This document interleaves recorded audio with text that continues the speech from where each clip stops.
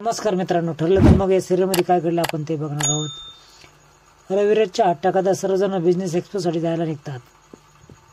इकडे महिपत आणि साक्षी देखील एक्सपोला आलेले असतात। ते दोघेही गैरसमजत असतात की सुभेदारांच्या घरातून कोणीच आलेलं नाही। तेवढ्यात प्रताप गाडीतून उतरतो। हे इथं कसं काय असं एकमेकाला विचारतात। महिपत प्रतापशी बोलण्याचा प्रयत्न करतो, पण प्रताप उत्तर देत नाही। तेवढ्यात अर्जुन आणि सायली त्या ठिकाणी येतात। ते दोघांनाही बघून महिपत आणि साक्षीचा चेहरा उतरतो। प्रतिमा त्याला बरं वाटल्यानंतरच आम्ही इकडे आलो आहे, तिच्या परवानगीने, असं अर्जुन सांगतो। हे ऐकून कल्पनाला आनंद होतो। महिपत तन्वीला फोन लावतो आणि सांगतो की तुला पार्टी द्यायची आहे, खूप छान काम केलंस तू। त्यावेळेस तिला फुशारकी वाटते, पण लगेच तो सांगतो की अर्जुन आणि सायली एक्सपोला आले आहेत। त्याच वेळेस तिची झोप लगेच उडते।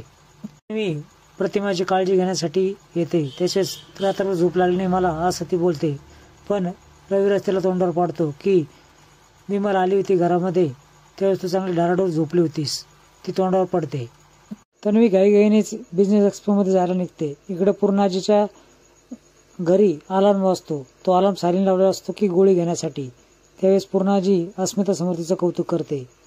येणाऱ्या भागामध्ये तुम्हाला बघायला मिळणार आहे अर्जुन आणि सायली गुपचूपपणे तिथून निघतात आणि बिझनेस एक्सपोच्या तिथून बाहेर पडल्यानंतर महिपतच्या घरात प्रवेश करतात।